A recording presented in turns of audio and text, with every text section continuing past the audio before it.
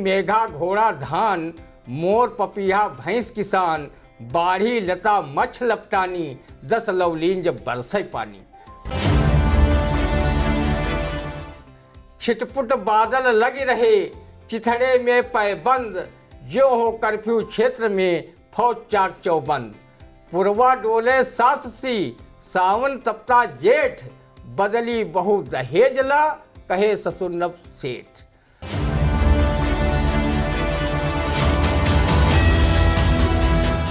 नमस्कार, आप देख रहे हैं आई इंडिया और मैं हूं उदय चौहान। हमारे साथ मौजूद हैं वरिष्ठ पत्रकार कवि एवं रंगकर्मी ज्ञान प्रकाश सिंह प्रतीक, और हम लोग एक बार फिर हाजिर हैं आई इंडिया का खास साप्ताहिक प्रोग्राम रंदा लेकर। आज के प्रोग्राम की हम शुरुआत करते हैं। पिछले दिनों दिशा की बैठक हुई सीतापुर में, तो सांसद मिश्रिख और सांसद सीतापुर ने अफसरों पर कई आरोप लगाए। सांसद सीतापुर तो कुछ एक मामलों को लेकर खासे नाराज भी हुए। दिशा की बैठक में जनप्रतिनिधियों ने अधिकारियों पर लगाए आरोप कि अधिकारी जनप्रतिनिधियों की सुनते नहीं, मनमानी पर रहते हैं उतारू, बैठक तक की खबर व्हाट्सएप पर भेज देते हैं, फोन तक करना गवारा नहीं समझते। योगी 1 सरकार की तरह योगी 2 सरकार में भी झलका जनप्रतिनिधियों का दर्द। इस पर रंदा की टिप्पणी आप सुनिए। जिला निगरानी समिति दिशा की बैठक उस समय दिशाहीन लगी जब सांसद, विधायक, जिलाधिकारी सहित अन्य अधिकारियों की उपस्थिति में आरोपों की झड़ी लगा दी। सांसद राजेश वर्मा ने भरी बैठक में जिला पंचायत राज अधिकारी को फटकार लगाई कि ग्राम पंचायत अधिकारियों के तबादले व ग्राम पंचायतों का कार्यभार देने में खेल किया गया है। किसी ग्राम पंचायत अधिकारी के पास 1-2 ग्राम पंचायत का कार्यभार सौंपा गया है, तो किसी चहेते ग्राम पंचायत अधिकारी को 10-10, 20-20 ग्राम पंचायतों का कार्यभार थमा दिया गया है।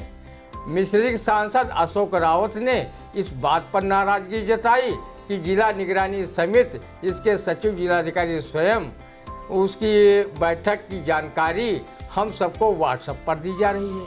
हो सकता है कि अन्य जनप्रतिनिधियों को की नेटवर्क प्रॉब्लम की वजह से इसकी सूचना मुझे या अन्य जनप्रतिनिधियों को प्राप्त ही न हो सके।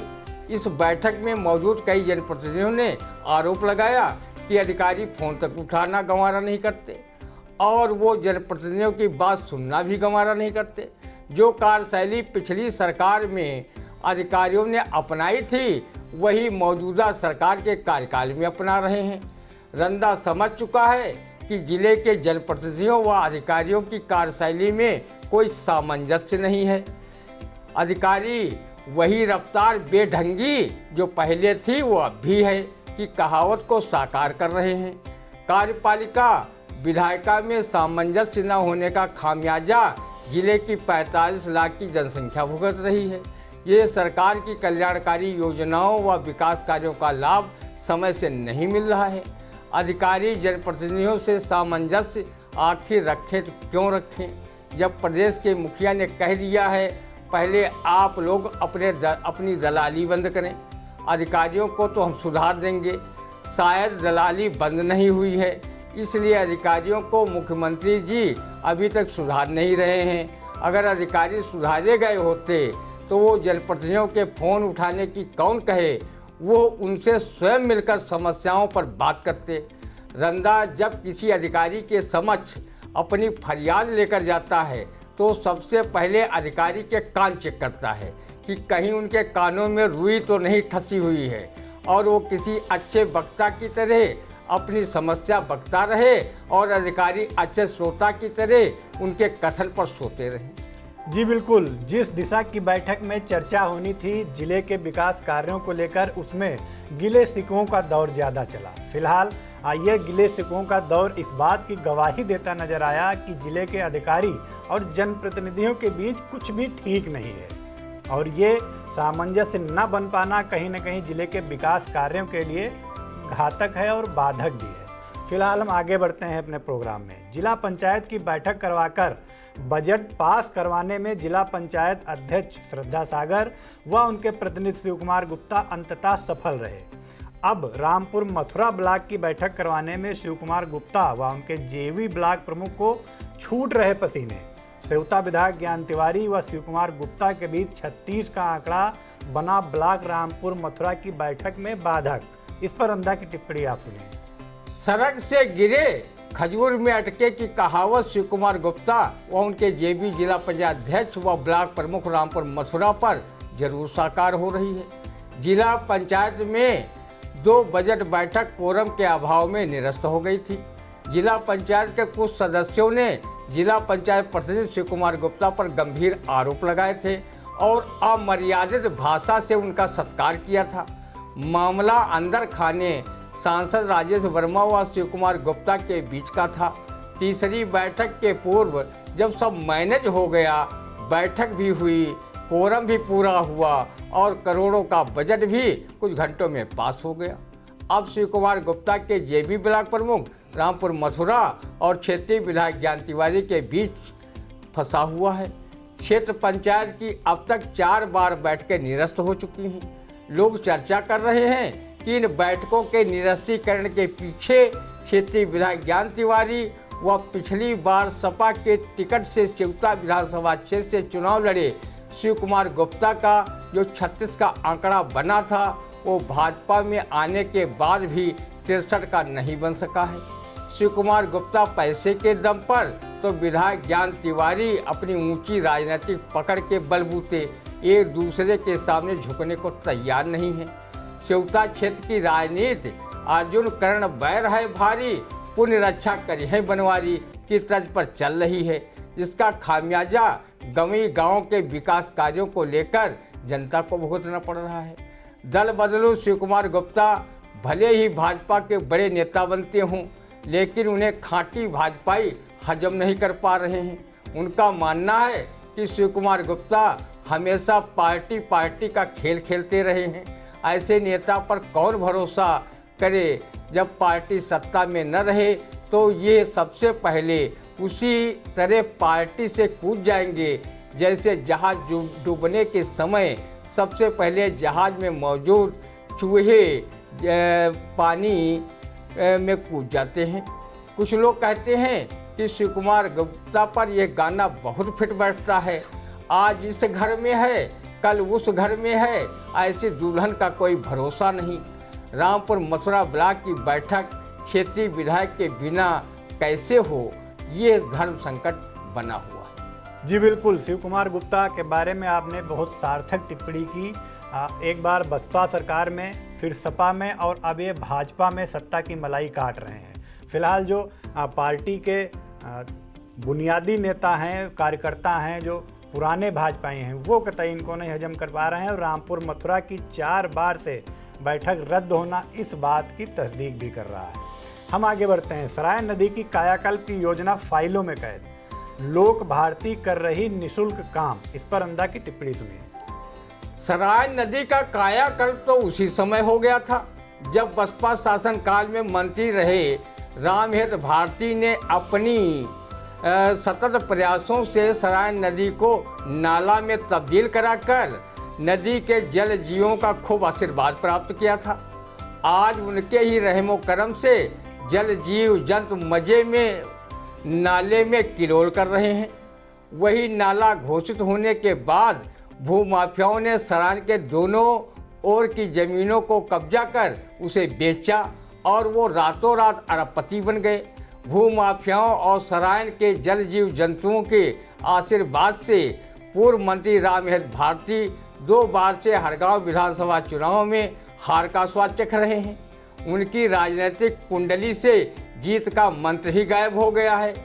कहीं पे निगाहें, कहीं पर निशाना रखने वाले पूर्व नगर पालिका परिषद चेयरमैन आशीष मिश्रा व पूर्व विधायक राकेश राठौर ने अपने अपने कार्यकाल के दौरान सराय पुत्र होने का स्वांग रचा और सराय की सफाई में ऐसे जुट गए कि जब दोबारा चुनाव आया तो नवाब अध्यक्ष आशीष मिश्रा के पद में पूर्व शब्द चिपक गया।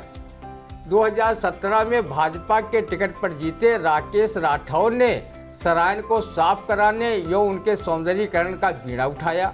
सराय कितना साफ और सुंदर हुई आप स्वयं देख सकते हैं। पर राकेश राठौर भाजपा में बागी होकर सपा में शामिल हुए। पर उन्हें सपा से भी टिकट नहीं मिला और वो न खुदा ही मिला और न ही विसाले सनम की कहावत चरितार्थ करते हुए हाथ मलते रह गए। इन सरायन पुत्रों की राजनीतिक पतन को देखकर अब कोई जनप्रतिनिधि सरायन पुत्र बनने के लिए तैयार नहीं है। शासन प्रशासन में बैठे लोग नदियों को साफ सुथरा रखने के लिए योजनाओं की घोषणा तो किया करते हैं, लेकिन उनको अमली जामा पहनाने में काफ़ी दिक्कत महसूस होती है। लोग भारती के जिला संयोजक कमलेश सिंह जरूर सरायन के कायाकल्प के प्रयास में जुटे हैं। कहो वो समाज सेवी हैं, जनप्रतिनिधि नहीं। दो जनप्रतिनिधियों की हालत देखकर वो भी सरायन के कायाकल्प की बात सोचते तक नहीं, और जब कायाकल्प की बात होती तो वो भी तौबा बोल देते। जी बिल्कुल, सरायन को साफ सुथरा करने और सरायन को पुनर्जीवित करने कहा जाए तो अतिशयोक्त नहीं होगी। करने के लिए कई बार योजनाएं तो बनी जो अब तक फाइलों में कैद हैं। योजनाओं पर अमली जामा न अधिकारी पहना पा रहे हैं और ना ही जनप्रतिनिधि। फिलहाल सरायन अब धीरे धीरे नाले में तब्दील होती जा रही है और कागजों में नाला घोषित भी हो चुकी है।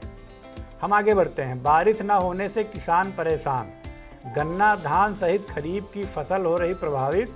कुछ दिन पूर्व कुछ इलाकों में हुई थी हल्की बारिश, इस पर अंदा की टिप्पणी सुनिए। बारिश न होने से सिर्फ किसान ही नहीं बल्कि किसानों के साथ साथ नौ प्राणी और परेशान। पानी न बरसने से ये प्राणी काफ़ी दुखी होते हैं। मेदी मेघा घोड़ा धान, मोर पपिया भैंस किसान, बाढ़ी लता मच्छ लपटानी, 10 लवलीन जब बरसे पानी। बेचारा किसान अपनी फसल की सिंचाई खाद के लिए हमेशा परेशान रहता है। रंदा स्वयं किसान है, परेशानी समझ सकता है। पानी न बरसने पर 10 प्राणी खुश भी होते हैं। शायद इंद्र देवता पानी न बरसाकर इन 10 प्राणियों को खुश करने में लगे हों। ये प्राणी इस प्रकार हैं: छेरी छेपी ऊँट कुम्हार, एक बबूल एक गाड़ीवाल, अंक जवास बेस्या दानी, 10 मलीन जब बरसे पानी। जानकार कहते हैं कि अगर साल के 12 महीनों में 4 महीने बरसात के निकाल दिए जाएं तो फिर दुनिया में कोई भी प्राणी जीवित नहीं बचेगा और वनस्पति भी समाप्त हो जाएगी। इधर छिटपुट बादल दिखाई देने लगे हैं। रंदा जब इन छिटपुट बादलों को देखता है तो उसे महाकवि घाट की पावस ऋतु वाली कहावतें तो याद ही आती हैं, लेकिन वो अपने कवि मित्र गौरी शंकर वैश्य विनम्र के इस पावस संबंधी दोहे को कभी नहीं भूलता। छिटपुट बादल लगे रहे चिथड़े में पैबंद, जो हो कर्फ्यू क्षेत्र में फौज चाक चौबंद। पुरवा डोले सास सी सावन तपता जेठ, बदली बहु दहेजला कहे ससुर नव सेठ। आद्रा नक्षत्र शुरू हो गया है पर बारिश के पानी का कोई अता पता नहीं है। किसान अपने धान की रोपाई या खरीफ की फसलों की बुआई कैसे करें? किसान बादलों की ओर देखकर कवि झनकार नाथ शुक्ल की इस कविता के माध्यम से बादल से ही सवाल पूछ रहे हैं। तुम बादल कतिया नीति करो, तुम काहे हमें तरसावती हो। हमरे ही का तुम जल लई के, नहीं जाने कहाँ बरसावती हो। अभी चंद रोज पहले जिले के कई स्थानों पर बूंदाबांदी हुई, लेकिन पानी इतना नहीं बरसा कि किसान अपने खेत की जुताई बुआई कर सके। ऐसी बूंदाबांदी से स्वर्गीय चंद्रभूषण त्रिवेदी रमई काका की ये काव्य पंक्तियाँ जरूर साकार हुई। तुम टुपुर टुपुर बरसो, बूंदी न पड़े पावे, जस कोयल जुगी बिटेवा ससुराल जाते रुआवे। रंदा वरुण देवता से बारिश करने की गुजारिश करता है ताकि किसान अपनी खेती किसानी कर सकें। रंदा पावस ऋतु पर गोस्वामी तुलसीदास द्वारा लिखित इन चौपाइयों को साकार करने का आपसे अनुरोध करता है। क्षुद्र नदी बह चली तोराई, थोरे धन जिम खल बोराई। दादुर धुन चहुओर सुहाई, पढ़ाई वेद जन बट समुदाई। रंदा आपसे तभी खुश होगा जब सुकवि रहे वीरेंद्र श्रीवास्तव की इन काव्य पंक्तियों को साकार करेंगे और सूखी व तपती धरती को लबालब बनाने का कार्य करेंगे। रिमिक झिमिक बदरा हो जल बरसावें, बैठी कोयलिया मल्हारे सुनावें। अगर वरुण देवता ने रंदा की प्रार्थना को न सुना और पानी न बरसाया तो वो पानी बरसने के टोटके करने में भी पीछे नहीं रहेगा। वो दरवाजे पर 2-1 बाल्टी पानी डलवाकर उसमें लोटपोट करेगा तथा पानी बरसने के लिए ये प्रार्थना स्वरूप पंक्तियाँ जरूर गाएगा।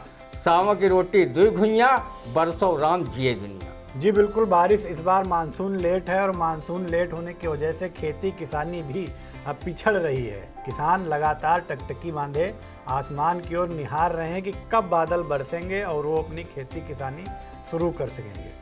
हमारी अगली खबर, बाराबंकी के घुंघटेर थाना क्षेत्र में सड़क के गड्ढों ने ली 2 महिलाओं की जान। बीमार मौसी को लेकर दवा लेने बाइक से जा रही थी युवती। इस पर रंदा की टिप्पणी सुनिए। डिप्टी सीएम केशव प्रसाद मौर्य अपने पिछले कार्यकाल में गड्ढा मुक्त सड़क का दावा करते करते खुद सिराथू विधानसभा चुनाव में हार के गड्ढे में गिर गए थे, लेकिन संबंधित विभाग के अधिकारियों ने सड़कें गड्ढा मुक्त नहीं कराई।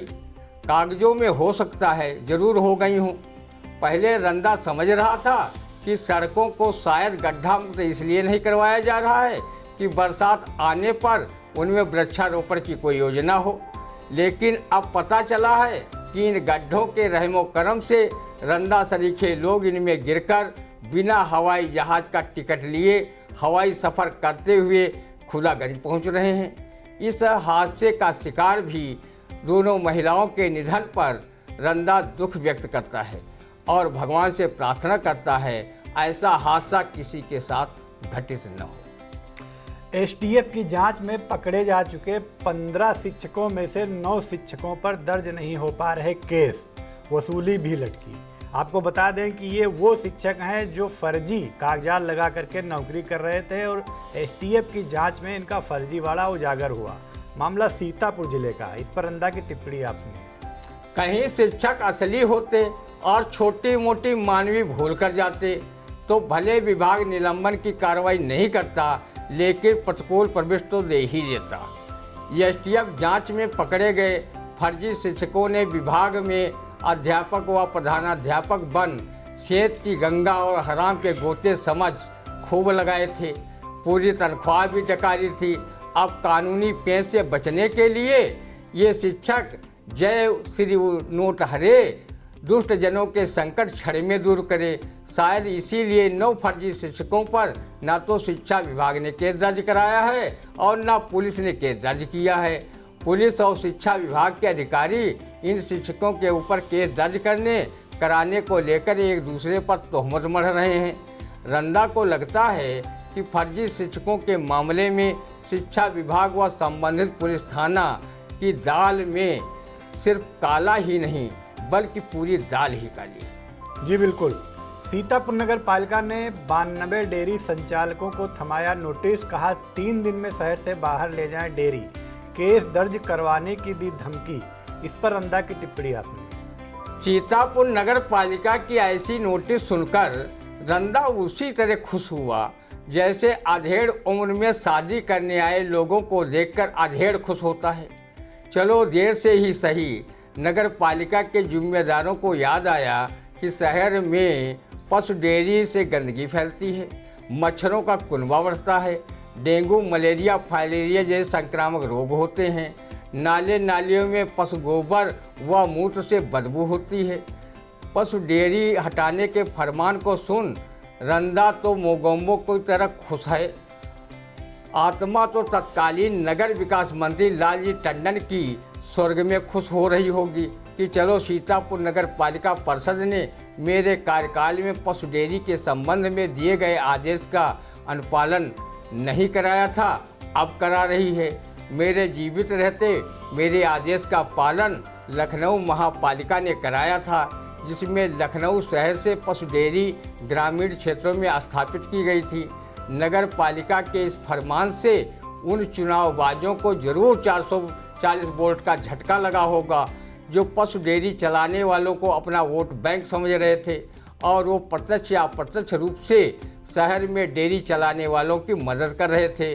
जब जब उन्हें हटाने की बात कही गई तो सफ़ेद पोश शहर के जन स्वास्थ्य को बलाए ताक रख उनकी मदद में उतर आए और शासन प्रशासन पर दबाव डालकर पशु डेयरियों को शहर से बाहर नहीं जाने दिया।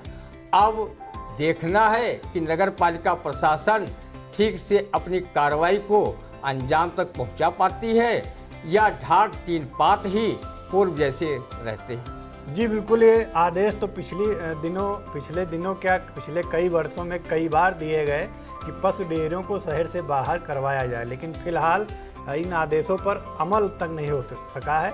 अब इस बार देखना है क्या कुछ रहने वाला है। हमारी अगली खबर, कोरोना से कैसे होगी लड़ाई, डॉक्टर है ना दवाई। स्वास्थ्य विभाग कर रहा बड़े दावे, पर जिला अस्पताल में महज 6 बेड ही रिजर्व। सक्रिय हुए मामले 15। ये सीतापुर जिला अस्पताल की बात है। इस पर रंदा की टिप्पणी आप सुनिए। सूत न कपास जुलाहों के घर लट्ठम लट्ठा की कहावत की तर्ज पर सीतापुर जिला अस्पताल डॉक्टर व दवाओं के अभाव में कोरोना से मल्ल युद्ध वैसे ही कर लेगा जैसा मल्ल युद्ध उसने ऑक्सीजन व जरूरी दवाओं के अभाव में दूसरी लहर में किया था। अस्पतालों में कोरोना मरीज के इलाज की कौन कहे। मरीज को भर्ती करवाने में तीमारदारों को अपनी छठी का दूध याद आ रहा था। इस महामारी ने जहां लाखों लोगों को अपना निवाला बनाया, वहीं देश की सैकड़ों नामचीन हस्तियों को हम लोगों से छीन लिया।